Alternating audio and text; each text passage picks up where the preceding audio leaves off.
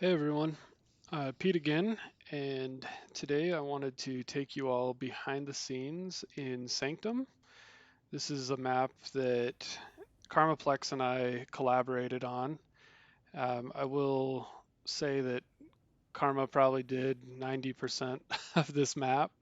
All the appealing visuals that you see are pretty much all him. I did consult with him on some of these things. These pillars were put back in because I said, hey, we need those pillars. These little flower pedestals were my idea, but obviously he did all the art on them. But wanted to talk a little bit about the scripts that we did in this map. There's kind of a lot going on, so I'll try and keep it short without going into too much detail. But we've got our main brains along here. But before I go into the scripting, I want to just kind of describe the mechanics. So this center section here is what we call the relic or artifact because we're pretty limited in what we can actually call things in the scripting. Um, the idea of this is being a spot that can be activated by either team, and when it's activated, it puts a curse or a debuff on the other team, and that lasts until they die. Every minute, the cooldown will end, and you can activate this again. So in this map that we set up for Karma Raid, which is based off the Husky Raid idea, you have a team on both sides. It's a really short map, really kind of just one lane in a way. The idea is capture the flag. Um, you can get a big advantage if you're using this. If someone on your team is constantly hitting that as soon as it comes up, you can debuff the other team, which I'll talk about the debuffs here in a minute. So that's one thing that's scripting that we'll go into. The other mechanic, which is a little probably more complex, is we have, if you go down here into the hole, you probably won't be able to see it very well. Um, Well, I'll just describe it because it's all dark down there and I don't want to mess with it. But basically, you go down inside these holes, there's a flag capture plate on the way down when you fall. But we put an area monitor down there that will basically make it so that it gives you a status when you die. And when you respawn, if you have that status, you get certain things happen. So we called it Death's Treasure because that was one of the cooler things we could find in what you can script into the game, and it gives you a randomized weapon that's a combo weapon. And so it spawns you back right here. There's a grav lift that launches you up. So you kind of land up here with this combo weapon, kind of a majestic rising from the grave sort of thing. And we'll talk a little bit about those combo weapons here in a minute as well. But those are probably the main things that we scripted in. There's some other stuff that kind of goes to it, like the effects that go with the relic area and things like that. So I'm going to go into the scripts now. Um, let's see here. So let's focus on Death's Touch. So that's what we called it when you get the debuff or the curse is Death's Touch. Um, oh, I got something else selected. Just to be safe, we'll unselect that. So as usual, I've got a lot of my um, variables up here across the top. Um, what we got here, so we started from the beginning of the game with just using every n seconds that's kind of controlling the relic. Um, well, actually, that is okay. So this is actually some of the UI visuals, and I'll explain that first. Basically, we made it so that as soon as the game starts, there's this loop constantly running. Well, we don't want it to always run, so we have this little gate, which is when you activate the switch, then the next loop of every n seconds, it's going to start triggering stuff. And so basically what we did here is if the switch isn't active, it's going to come down this route and send a message to the players based on the team. Or I'm sorry, based on this message is consistent across all players, and it basically just says search the artifact. It's kind of our way of giving a visual key into that, hey, there's this artifact, hoping for anyone that plays this that hasn't seen our videos or seen what it does would be able to figure that out, find the button, and actually press it. So if the artifact has not been activated, we have it pushing this message to everyone, and it's updating every second. That way we can, it's going to update as soon as someone does activate the artifact and so on. We also have this, I failed to mention this, for n iteration. So we did this a single time because we wanted to kind of branch off and do this every time before running the rest of the script. This is for the very beginning. We wanted it to do a little bit of setup before everything else happened. So um, as soon as this runs, we have the setup running.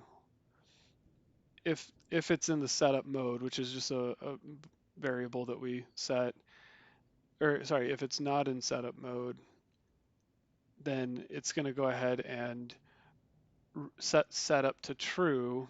So the very first time it runs, it only runs once. It's going to set the setup to true, and it's going to spawn in the switch. Um, this was so that we could have it. There's a delay at the beginning of the game for 30 seconds, which a lot of that's taken up by like the intro cameras and everything going on. But we wanted to make sure that it wasn't starting too soon for everything. So the very first time it starts out false. If it's false, we set it to true, spawn in the switch, and then it's going to always be true going forward. So sorry that it's a little confusing. There's a lot going on in this, but I wanted to kind of walk you through. So for the UI, once someone activates it, it's going to actually loop through every player in the game. And first it sets their banner to false, meaning the objective banner, which you can only see in customs, we wanted that to, just clear anything across the board for everyone. And then based on um, let's see here.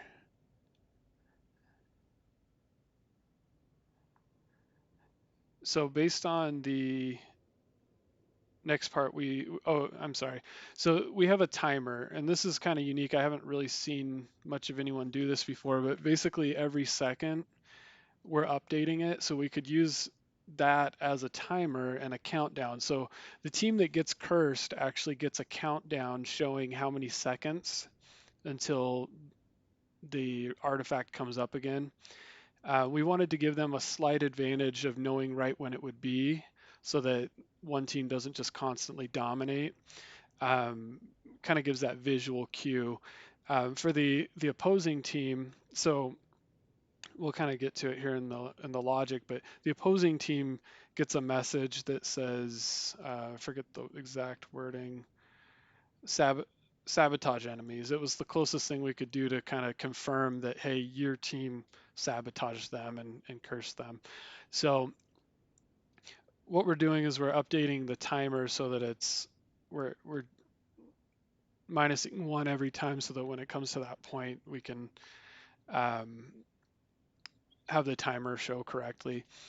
We're also in this branch comparing because if the timer is less than 1, we want it to go ahead and set the timer over again and reset the effects.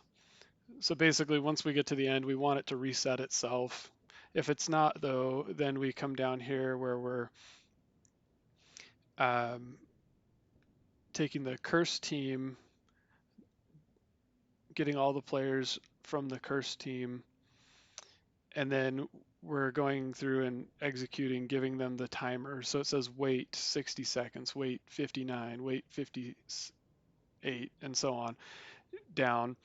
When that's completed, we are also looping through every player on the other team, and we're just marking everyone as there's says sabotage enemy. So we have variables that track which team's which when it's activated, and we'll get there in a second. So that's kind of the UI part of it. That was a little more. It's some of the first times I've really messed with the UI, especially the objective banners, which again it only works in custom. So you kind of have to mess with it and do a lot of leaving and starting customs and seeing how it goes, and then leaving, going back to Forge to kind of get things right. So I wish there was an easier way to do that, but it's kind of how it is. Um, here we have the switch. So when you activate the relic, um, it's saying as long as touch setup's true. So we wanted to activate it after the setups occurred. And then first we're going down this line to have this happen. So very first thing is it's checking the team of the player that activated it, and it's setting the variables so we can track which team activated it and which team is the safe team versus uh, the curse team. So that's all that's doing is setting, if it was Eagles that activated it, they're the curse team, and then, or I'm sorry, Cobra is the curse team, Eagles is the safe team, and vice versa. Then we get into the next part here. Um, so we also have a thing tracking. This is kind of just a secondary check. Once the switch is activated, we're tracking that it is active. Because we didn't want there to be any sort of glitch or something where someone could activate it a second time somehow while it was already active. So as long as the switch is not active, we're moving forward. Then we actually take it a step further and delete the scriptable switch so that it's not even there to be able to be activated. We're setting the status to true while we go through the whole steps, meaning the switch is active. Then we're grabbing a random number. That's just setting us up for when we randomize things here in a minute. We're spawning in the plasma beams, which those are this green sort of thing. It's just kind of an effect. We wanted to give a visual that things were active. So not only do you have the objective banner down kind of near the bottom of your screen, you have a visual, the script or the switch isn't there. We wanted to kind of hit it from different angles because there's a lot going on Fiesta and we wanted to make sure it was clear for everyone. And then here we have, let's see, we're comparing the teams. So this is basically just saying, did the team that activated it, was it Eagles or was it Cobra? If it's Eagle, go up to true. If it's Cobra, go down to the false. And then what we're doing is we're going through each player on that team and we're applying traits to them based on if they were cursed or not. And so actually it's only going one direction. So if this is the cursed team, it applies to that team and so on. It doesn't apply anything to both teams. Then we have this other brain here. This is really just kind of handling all our traits. So we have on player killed, remove all trait sets, and clear their splash.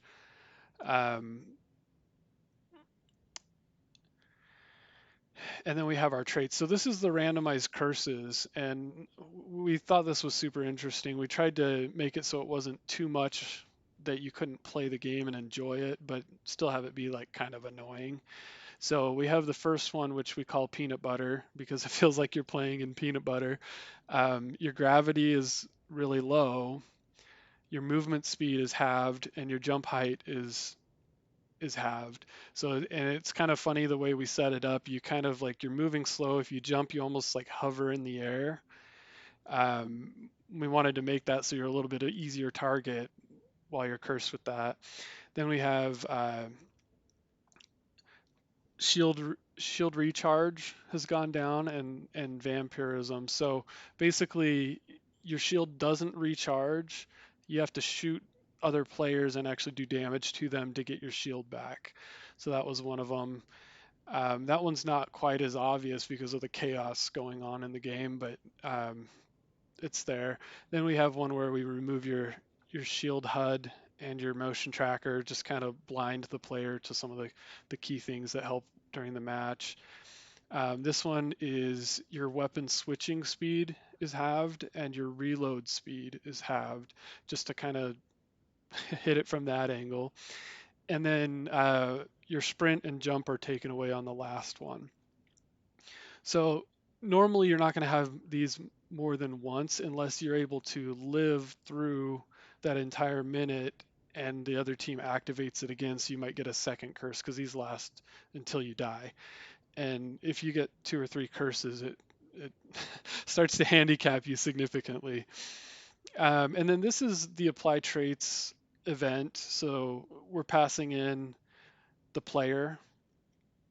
We've already set that random number, so it's going to be the same for every player that's getting the curse. And then it's just kind of a logic check. The first thing it does is checks, is the random number 1? If it's number 1, you apply trait 1. If it's number 2, you apply traits 2, and so on. We also push a splash that says Death's Touch, which you can see down here. It's kind of another visual cue, like, hey, you get this splash that, yes, you were cursed. Now you have the curse, but we wanted to kind of give them that cue as well. And then they also have that objective banner at the bottom that says wait so many seconds. So there's 3 different things telling them, hey, you're cursed, because again, we're limited in the way we can script things to really tell the player things, just because of the way that 343 set up Forge and the options there. So we're kind of hitting it from multiple angles, and I'd recommend that for other people as you're making maps, especially if it's game type sort of stuff.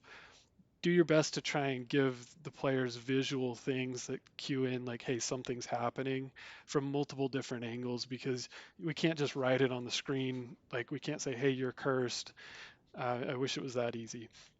So I know this has gone kind of long already, but I also want to talk about the other mechanics, and I'm gonna kind of breeze through it. But um, here we have our Death's Treasure. So this is all the logic, um, kind of managing all that. So we have the area monitors that you fall through.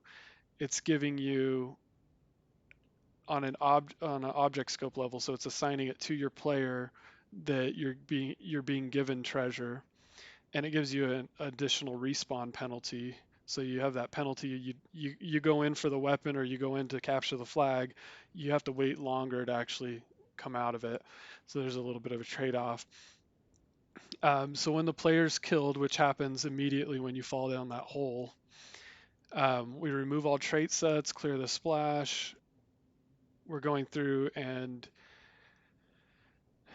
um, if the player already has one of the special weapons, it deletes that weapon.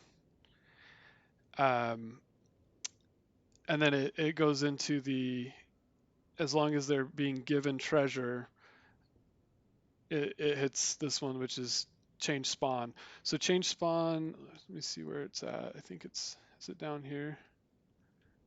Oh, it's on the other screen. Change spawn, let's jump over to it just because we want to follow the logic here. Change spawn basically manages the spawn point. So we have one spawn point that's set to 0 and the rest are set to 1 for each team.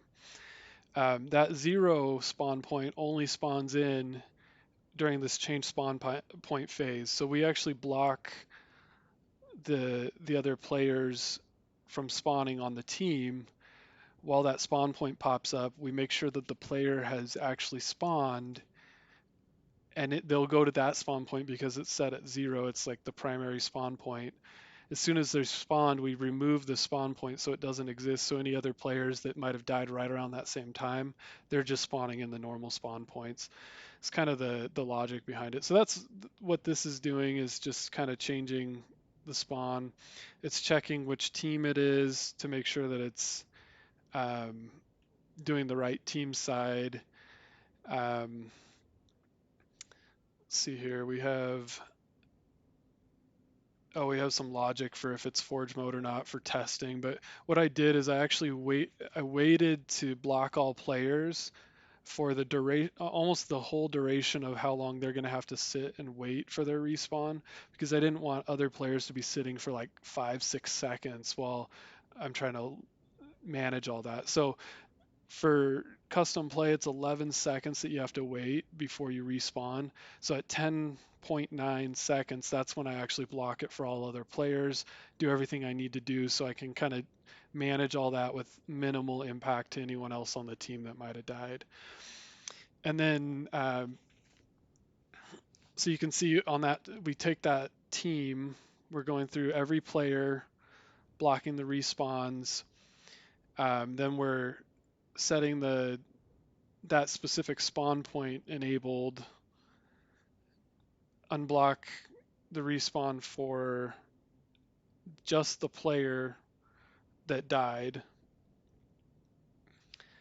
Um, this part up here was just some setup for the beginning of the game. We just um, disabled the spawn points. I guess I didn't delete them, but I just disabled them.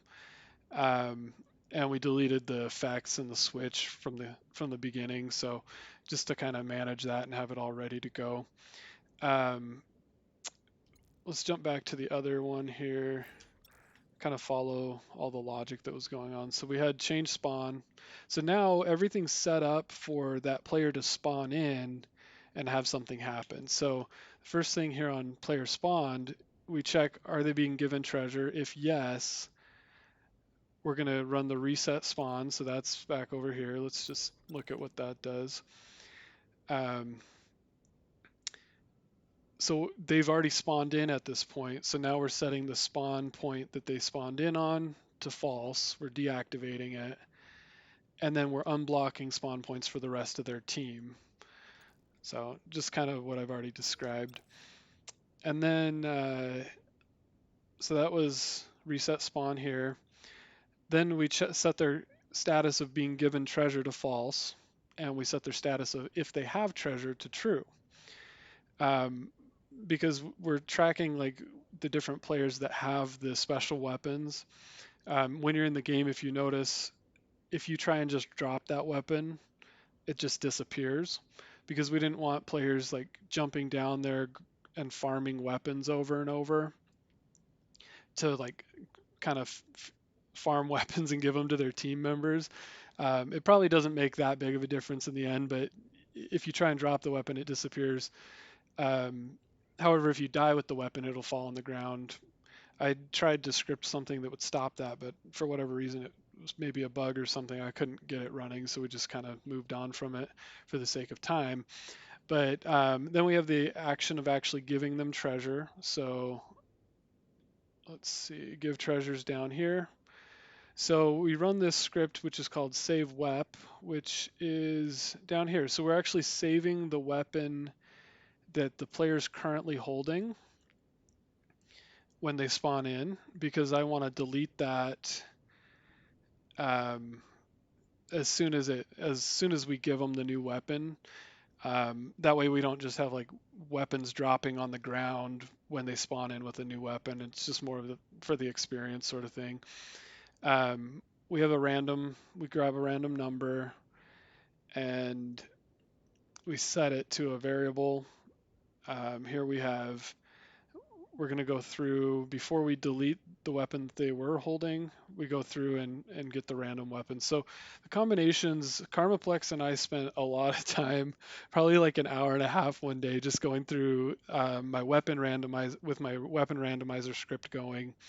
We set it up to be on a button that we could press, and we just had a bunch of bots, and we were just like you could press a button, get a new random weapon, and we just were testing all these combinations because there's like 90 plus, probably 100 combinations you can get.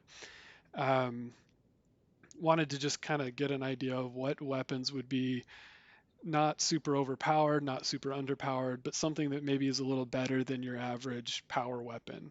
And so that's kind of what we did here. Um, we took a Ravager that shoots stalker rifle, so it shoots super fast. But you can also charge it and get the Ravager kind of explosion that like leaves the AOE on the ground.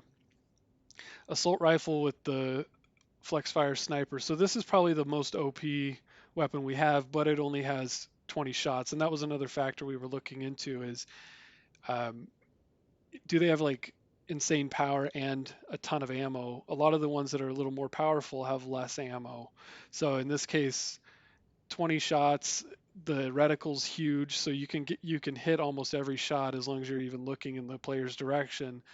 A lot of the time it body shots though, so it takes 2 or 3 shots to actually kill someone. And at that point, you probably are going to average about 5, maybe 6 kills with that weapon.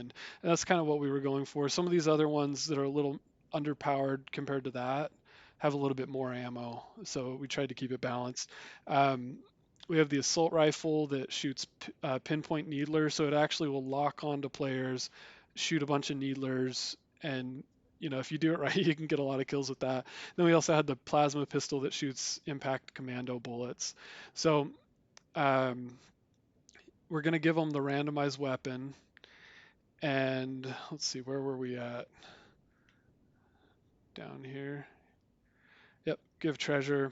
Then we're going to push a splash that says Death's Treasure to their screen as soon as they spawn in. Um, and then we actually we saved the actual treasure weapon as an object scope variable to them so that we could kind of come back to that and manage it later. So we have on weapon dropped. If they had treasure, it checks, deletes their treasure. Um, if there's, I think it's on player killed up here. So we remove all their trait sets. We go through, if they had treasure, we delete their treasure. Um, and then we set their giving. Sorry, am I looking at the right one? Sorry. Yep, I went down. So anyway, yeah. Here we have if they're being given treasure spawn. So this one is actually, we already talked about this. I apologize, but it goes back to the deleting function of that section. So they're either spawning in and getting the treasure, but it's going to delete their treasure when they die as well. This is just our delete weapon. So we save the weapon in object scope, we're deleting it, and so on. So I think that kind of covers just about everything that we scripted. One thing I'll mention that's not scripting, but it was really cool is we actually have plugs. So for certain game types where it's not capture the flag, we plugged these holes so that people wouldn't go down there and get the death's treasure. And this isn't scripting, it's just kind of one of the features of Forge. But if you come down here to your labels, any dynamic object, you can actually exclude it from certain game types.